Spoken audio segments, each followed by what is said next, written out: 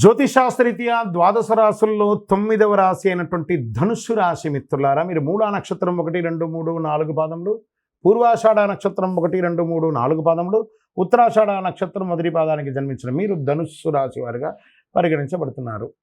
ఈ నెల మీకు ఆగస్టు నెలలో శుభాశుభ ఫలితాలు ఎలా ఉన్నాయంటే మిశ్రమం చెప్పచ్చు. ఏంటండి ఈ సంవత్సరం అంతా కూడాను ధనుసు రాశికి బాగుంటుందన్నారంటే అవును అన్నాం.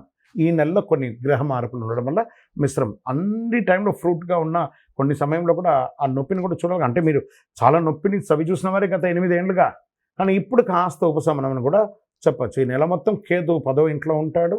ఈ మాసంలో కుజుడు దేవగురు బృహస్పతితో పాటు 6వ ఇంట్లో ఉంటారు. తిరోగమన శని 3వ ఇంట్లో ఉండి తిరోగమన దృష్టితో 5వ స్థానంలో ఉంటుంటారు. సూర్యుడు 8వ స్థానంలో ఉంటారు.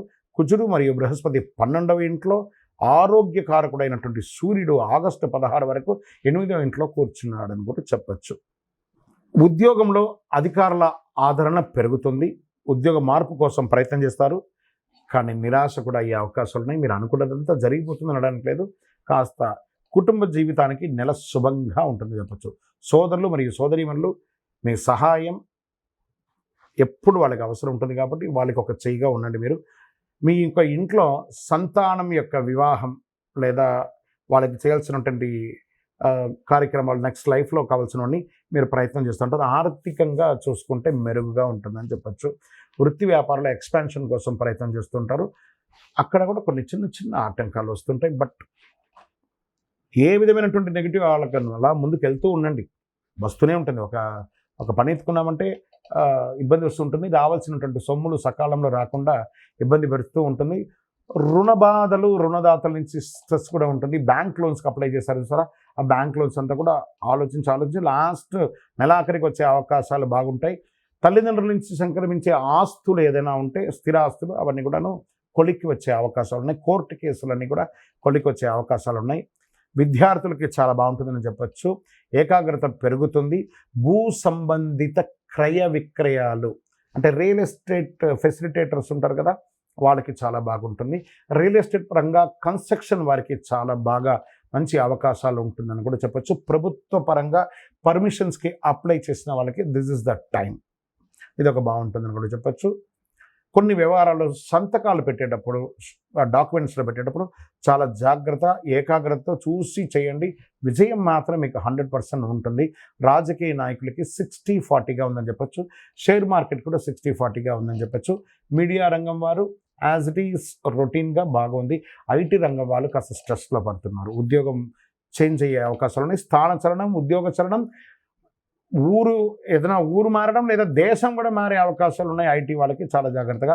ఈ యొక్క వీసా కోసం ప్రయత్నం చేస్తున్న వాళ్ళకి అందరికీ కూడా ఇది ఒక మంచి సమయం. వివాహం కోసం ప్రయత్నం చేస్తున్న వారికి శ్రావణ మాసంలో చక్కటి అమ్మాయో అబ్బాయో ఎవరి కోసం ప్రయత్నం చేస్తున్నారు వాళ్ళ కోసం మంచి సంబంధాలు రాబోతున్నాయి. గెట్ రెడీ అని కూడా చెప్పవచ్చు.